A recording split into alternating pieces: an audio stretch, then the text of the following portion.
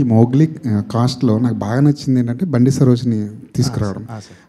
బండి సరోజ్ పేరు వినగానే నాకు చాలా క్రేజీ కాంబినేషన్ ఏదో సెట్ చేస్తున్నారు అనిపించింది. కానీ ఈ ప్రాసెస్లో, షూటింగ్ ప్రాసెస్లో మీకు బండి సరోజ్ గారికి మధ్య కాస్త గ్యాప్ వచ్చిందని, మీ ఇద్దరికి మధ్య పడట్లేదని చెప్పి బయట మీడియాలో కొన్ని కథనాలు, అది ఎంతవరకు నిజం? లేదండి, అంటే ఒకటి అది బయట వాళ్ళకి, చూసే వాళ్ళకి అలా అనిపించే ఎందుకు ఉంది అని అంటే, ఫస్ట్ ఆఫ్ ఆల్ నేను ఇప్పటిదాకా అందరితో, ఇప్పుడు మీరు ఇంతకు ముందు చూసిన కలర్ ఫోటోలో సుహాస్ కానీ, వీళ్ళందరూ, హర్ష కానీ, వీళ్ళందరితో ఏంటనంటే ఫ్రెండ్స్తోనే వర్క్ చేయటం వల్ల వాళ్ళందరినీ వాటేసేసుకొని బాగా వచ్చింది అనగానే వెళ్ళి టక్కును వాటేసేసుకుంటాం, ముద్దులు పెట్టేసుకుంటాం, సెటిల్, ఇవన్నీ కనిపిస్తుంది. ఇప్పుడు కూడా నాకు ఒక 2 years ఆఫ్ రోషన్తో జర్నీ వల్ల అవ్వంగానే ఆ కైండ్ ఆఫ్ ది కనిపిస్తుంది.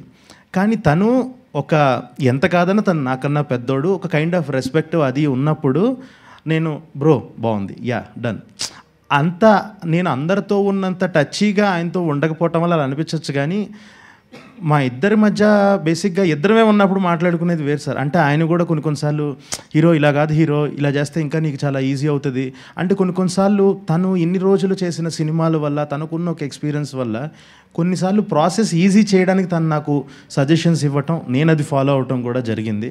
సో డిస్టర్బెన్స్ అన్నది ఏం లేదు సార్, అస్సలు లేదు.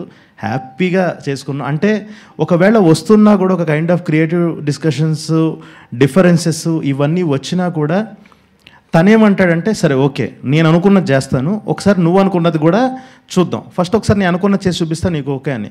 సో ఒక 2-3 సార్లు తను అనుకున్నది కూడా ఓకే అని ఉన్నాయి. కొన్నిసార్లు లేదు బ్రో ఒక్కసారి నా మాటని చేద్దాము, ఇది చూడండి సూపర్ ఉంటుంది అని అంటే, అవును హీరో నువ్వు చెప్పింది చాలా బాగుంది. ఈ లెవెల్ ఆఫ్ డిస్కషన్లు జరిగాయి తప్ప డిఫరెన్సెస్ వచ్చేసి అంతేమీ లేదండి అసలు. ఫస్ట్ సినిమాకి నేషనల్ అవార్డు తీసుకున్న ఒక డైరెక్టర్ నెక్స్ట్ సినిమా 5 ఏళ్ళు వెయిట్ చేయడం అన్నది కరెక్టే అంటారు? ఎందుకంటే మీలాంటి డైరెక్టర్లు ఫాస్ట్ కరెక్ట్ కాదు సార్, అసలు కరెక్ట్ కాదు సార్, నాకే కరెక్ట్ కాదని తెలుసు. అదే సార్, అంటే మీ దగ్గర పంచలేయకూడదని నిజంగా గ్యాప్ ఇవ్వలేదు సార్, వచ్చిందంతే. సో పరిస్థితుల వల్ల.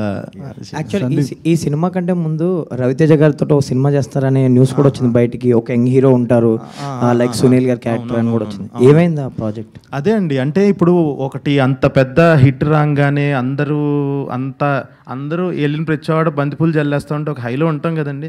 అసలు బడ్జెట్స్ మైండ్లో పెట్టుకోకుండా, అంటే అప్పటి వరకు ఎంత నేను నా స్ట్రెంగ్స్ అయిన రూటెడ్గా ఉండటము, ఆ కథలు అలాంటివి చేసుకుంటూ అదేంటనంటే బడ్జెట్స్ చాలా రియాలిటీకి చాలా దూరంగా ఉన్నాయి అప్పుడున్న పరిస్థితులకి. 2023లో ఆ టైంలో నేను దాని మీద అంత ట్రావెల్ చేసిన తర్వాత అప్పుడున్న పరిస్థితులకి ఆ ఓటీటీ మార్కెట్ సడన్గా డౌన్ అవటం, సడన్గా రైజ్ అయ్యి డౌన్ అవటం, ఇలా అన్నీ చాలా ఉన్నాయి సార్ ఫ్యాక్టర్స్. దానివల్ల ఇంకొక ప్రాపర్గా డెసిషన్ తీసుకొని ఓకే ఇది ఈ టైంలో కరెక్ట్ చేయటం కరెక్ట్ కాదు అని చెప్పి నేను ఇమీడియట్గా మూవ్ ఆన్ అయిపోయి, సో రవితేజ సార్తో కూడా డిస్కషన్స్ జరిగినాయి. అప్పుడు ఆయన కూడా అదే అన్నారు, సరే ఓకే రేపు మళ్ళీ నువ్వు వెళ్ళి చేసుకొనిరా, నాకు కొన్ని కమిట్మెంట్స్ ఉన్నాయి, ఈ సినిమా మాత్రం వేరే వాళ్ళతో చేయకు అని అంత చెప్పారంటే చాలా మంచి ప్రాజెక్ట్ సార్ అది. కానీ పరిస్థితుల వల్ల అలా అయ్యి మళ్ళీ ఒక రియాలిటీకి వచ్చి నేను టక్కున ఇది స్టార్ట్ చేసి ఈసారి మనం ఫస్ట్ కథ చెబుదాం, ఒక అద్భుతమైన కథ చెబుదాం అని చెప్పేసి రాయడం స్టార్ట్ చేసింది. ఆల్ ది బెస్ట్ అండి.